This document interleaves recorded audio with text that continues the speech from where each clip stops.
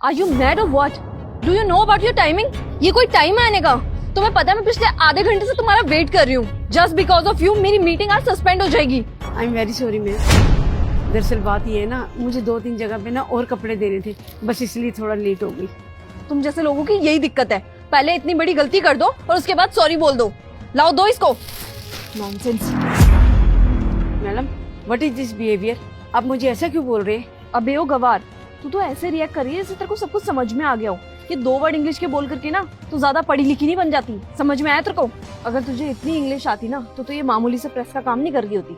No ma'am, I am well educated. Do you know ma'am, I have also done my post graduation. क्या? ये क्या बातें कर रही हो आप?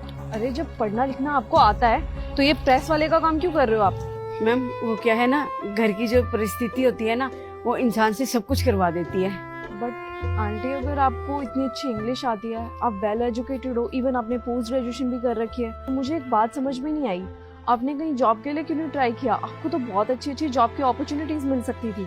मैम जॉब मिलना इतना आसान नहीं है, और इस उम्र में अब मुझे कौन देगा जॉब? बेटा बचपन से ही ना मुझे पढ़ने लिखने का बहुत शौक था और मैं हर क्लास में टॉप करती थी, पर माँ बाप के दबाव में आकर ना मुझे जल्दी शादी करनी पड़ी और बस मेरी पढ़ाई पीछे रह गई। और जिससे मेरी शादी करवाई माँ बाप ने, वो इंसान ऐसा निकला, ना काम करता है ना कुछ करता है और हर वक्त नशा करके पड़ा रहता है बस। तो सारी जिम्मेवारी बेटा मेरे ऊपर आ गई और बेटा फिर बच्चे हो गए। उसके बाद तो बिल्कुल टाइम नहीं मिला। बस अब मैं अपने बच्चों को संभालती हूँ और ये प्रेस का काम करती हूँ और इसी से मेरा घर चल जाता है बेटा। बट मैम अगर आप जॉब नहीं करोगे तो आपका इतना सब कुछ पढ़ा लिखा तो वेस्ट हो जाएगा ना। बट मैम आपके पास जब इतनी अच्छी नॉलेज है तब आपको इस नॉलेज को किसी चीज की यूज में लानी चाहिए। बेटा जब मैं जॉब करना चाहती थी ना तो घर की जिम्मेवारी में उलझी रही और उसके बाद बच्चे को पढ़ाना लिखाना पालना पोसना, बस ऐसे ही वक्त बीत गया बेटा। और अब तो उम्र ही निकल गई जॉब करने की, और वैसे भी अब मुझे कौन जॉब देगा? हाँ बेटा अब तो कुछ नहीं कर सकते, अब तो जैसी जिंदगी चल रही है बस वैसे ही बितानी पड़ेगी बेटे। मैम आपसे एक क्वेश्चन पूछूं? अगर आपको कोई जॉब अपॉर्चुनिटी दे इस टाइम तो आप जॉब करोगे? हाँ हाँ बेटा, अगर जॉब मिल जाएगी तो जरूर करूंगी। आपके पास है कोई जॉब बेटे मेरे लायक? तो ठीक है आंटी जी, आपको जॉब की अपॉर्चुनिटी मैं दूंगी। आप बस एक काम करना, कल आप 9 बजे टाइम से मेरे घर पे आ जाना।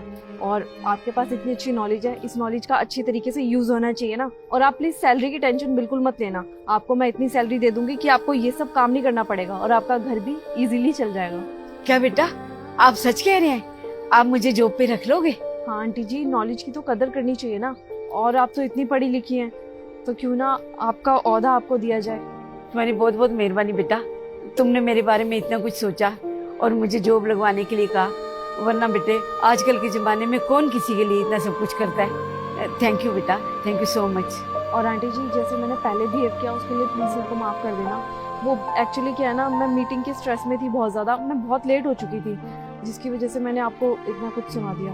नहीं नहीं बेटा, आप माफ़ी मत मांगिए, आप भी तो मेरे बच्चों जैसी हैं। ठीक है आंटी जी, अब आप जाइए, मेरे को भी ऑफिस के लिए लेट हो रहा है। और हाँ, कल प्लीज़ आप टाइम से आ जाना। हाँ बेटा, मैं टाइम से पहले ही आ जाऊंगी। ठीक है बेटे, मैं चलती हूँ।